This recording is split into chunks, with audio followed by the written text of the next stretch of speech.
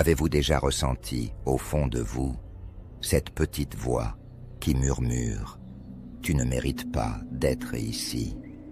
Une voix qui persiste, même face à vos réussites, et qui vous pousse à croire que tôt ou tard, tout le monde découvrira la vérité. Vous n'êtes qu'un imposteur.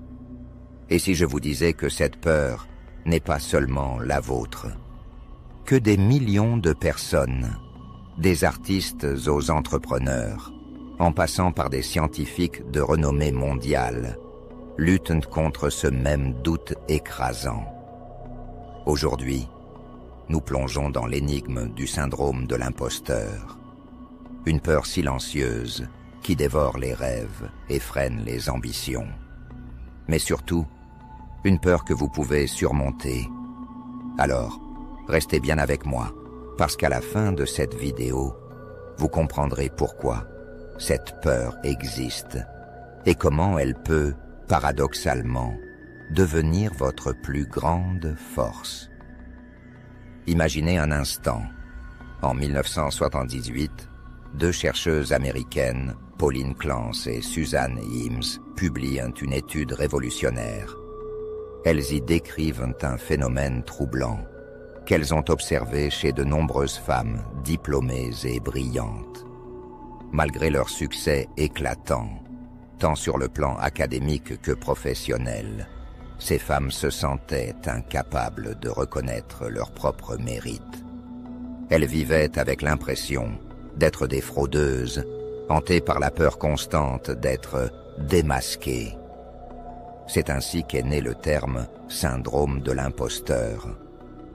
Pourtant, ce trouble dépasse largement le cadre universitaire. On le retrouve dans les bureaux, sur les scènes, et même dans la vie des figures publiques les plus admirées.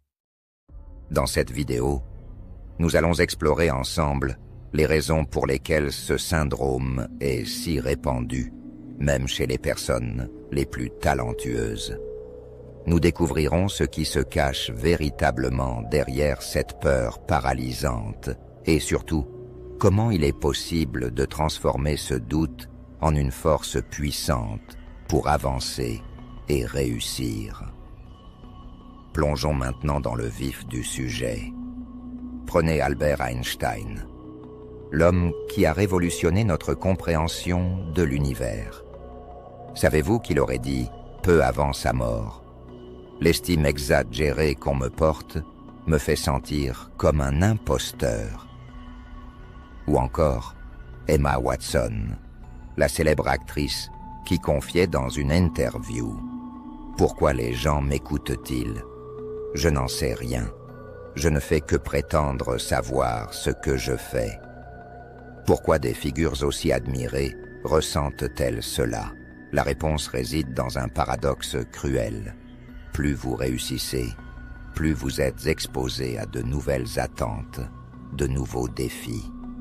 Chaque étape franchie est un terrain inconnu où l'on peut facilement se sentir illégitime.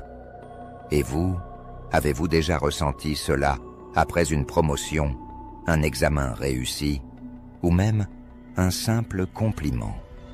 En France, une enquête menée en 2019 par l'IFOP a révélé que 62% des Français ont déjà eu l'impression de ne pas mériter leur réussite. C'est énorme. Pourtant, très peu osent en parler de peur d'être jugés. Mais d'où vient cette peur? Les psychologues identifient plusieurs causes profondes. La première, l'éducation. Si vous avez grandi dans un environnement où l'on valorisait la perfection, vous avez peut-être appris à associer votre valeur personnelle à vos performances. Par exemple, entendre des phrases comme « Tu peux mieux faire » ou « Pourquoi seulement 15 sur 20 et pas 20 sur 20 » peut laisser des traces profondes. Prenons un exemple concret. Claire, une jeune avocate, à Paris. Issue d'une famille modeste, elle décroche son premier poste dans un grand cabinet international. Pourtant, Elle n'arrive pas à se débarrasser de cette idée qu'elle n'a rien à faire là. Chaque jour, elle redoute qu'un de ses collègues découvre qu'elle est, selon ses propres mots, une erreur de recrutement. Ce syndrome n'est pas seulement une question de manque de confiance. C'est une distorsion cognitive, une illusion où nos succès nous semblent dus au hasard, à la chance ou à la générosité des autres. Dans un monde où les réseaux sociaux règnent, la comparaison est devenue une seconde nature.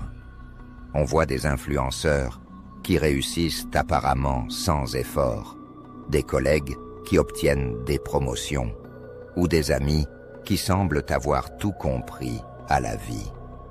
Mais ce que l'on oublie souvent, c'est que ces images sont des fragments soigneusement sélectionnés, rarement la vérité complète. Pourtant, elles alimentent un sentiment d'infériorité qui exacerbe le syndrome de l'imposteur. Saviez-vous qu'en France, selon une étude de Médiamétrie, les utilisateurs passent en moyenne 2 heures par jour sur les réseaux sociaux? Imaginez l'impact de ces 2 heures passées à se comparer à des standards irréalistes. Alors, comment s'en sortir? D'abord, sachez ceci. Le syndrome de l'imposteur n'est pas un signe d'échec. C'est souvent le signe que vous êtes en dehors de votre zone de confort, là où se produisent les véritables progrès. Prenons le cas de Céline Alvarez, une enseignante française connue pour ses méthodes pédagogiques révolutionnaires. Lorsqu'elle a publié son premier livre, en 2016, elle avoue avoir été paralysée par le doute.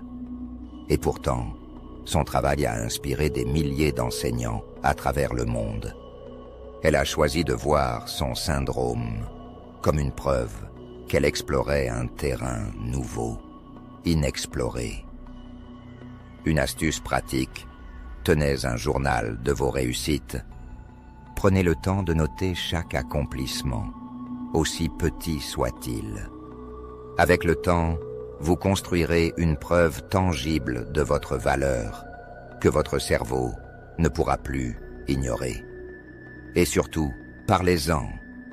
Partager vos doutes avec des proches ou des collègues de confiance peut les rendre beaucoup moins oppressants. Au final, que faut-il retenir de tout cela? Le syndrome de l'imposteur est un mensonge que nous nous racontons. Une peur tenace, mais qui n'a rien à voir avec vos réelles capacités ou votre valeur. Il trouve ses racines dans nos expériences passées, dans les attentes irréalistes que nous plaçons sur nous-mêmes et dans la comparaison constante avec les autres.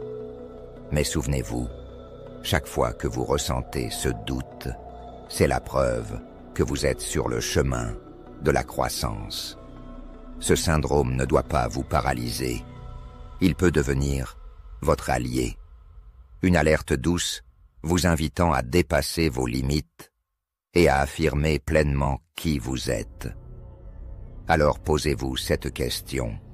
Si vous n'aviez plus peur d'être un imposteur, que pourriez-vous accomplir? Merci d'avoir regardé cette vidéo jusqu'au bout. N'oubliez pas de laisser un like et de vous abonner pour soutenir notre travail. Cela nous aide énormément. Et surtout, partagez vos réflexions et en commentaire. Vos points de vue comptent et nourrissent la réflexion collective.